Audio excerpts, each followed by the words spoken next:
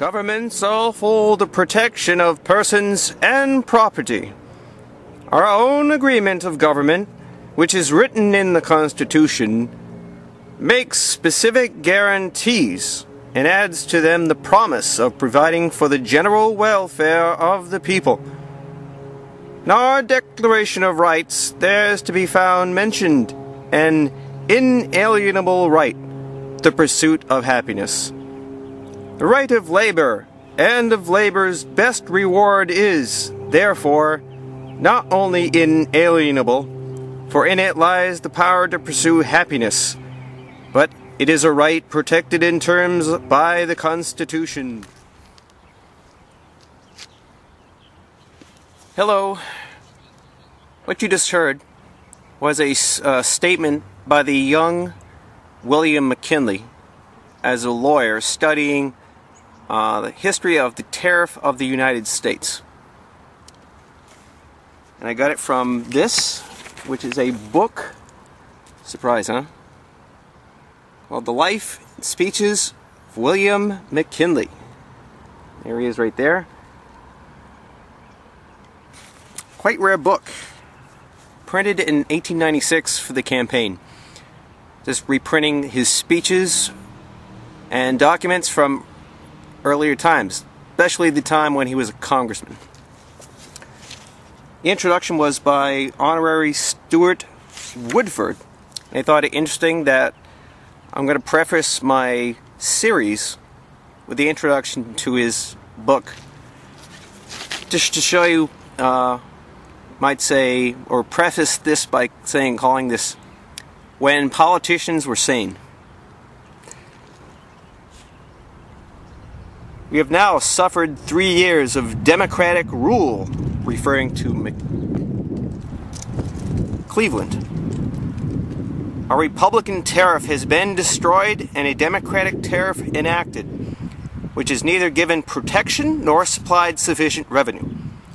In time of profound peace, our debt has been increased nearly $300 million, and we have nothing to show for it except debt. These facts are humiliating. They make it the patriotic duty of our people to turn such an incompetent party out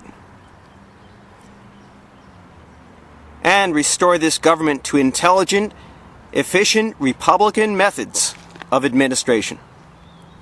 Free trade and free silver have joined in an unholy but natural alliance to keep democracy in power and continue the present unbearable conditions. They will coerce the coming convention at Chicago and frame its platform. That platform must control any honorable candidate who shall stand thereon. The issue is joined and cannot be evaded.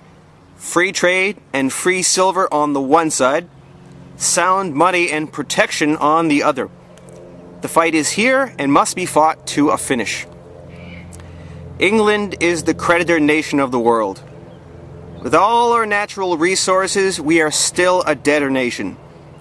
Free trade and democracy have made us such and seek to keep us such. It is time to call a halt and face about.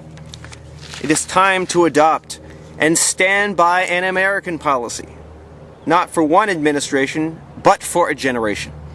Let us bravely and resolutely fight for the industrial, agricultural, and commercial supremacy of the world. We grow what we eat. Let us make what we wear and what we use, whether of necessity or luxury, and can only buy from abroad what we cannot grow and what we cannot make. Thus shall we surely become the richest nation of the world, and thus even before a generation passes, we should be the creditor nation of the world. Then England may herself beg for that double standard under international agreement for which we ask today, and which she now haughtily refuses. Interesting, huh? So, main reason I'm doing this is I just heard one of these ludicrous dummies from the Mises Institute and a pretty worthless slander attack on McKinley. But it's the Mises group. They attack anybody who was decent and had any sort of patriotic outlook towards the nation. Because after all, according to them, if the nation does anything, it's bad. If the market does anything, that's good. If the nation kills, that's bad. If the market kills, well, that's just, the way the world works. According to their warped logic. Hey, come on. It's the British system. They dominate. And theirs based on Malthus and Darwin and all these sort of lunatics that they were paid to produce documents to justify genocide on behalf of the free market. So that's what we have today. So it's good that we should bring back sane leaders from a past period to have a mirror to show people today how insane Republicans are, especially when they preach free trade. Isn't that funny? McKinley would denounce today's Republicans as he denounced Democrats back then. Pretty funny, huh? Alright. That's it. And expect more soon or at some close period of time. Alright. Thank you very much and good day.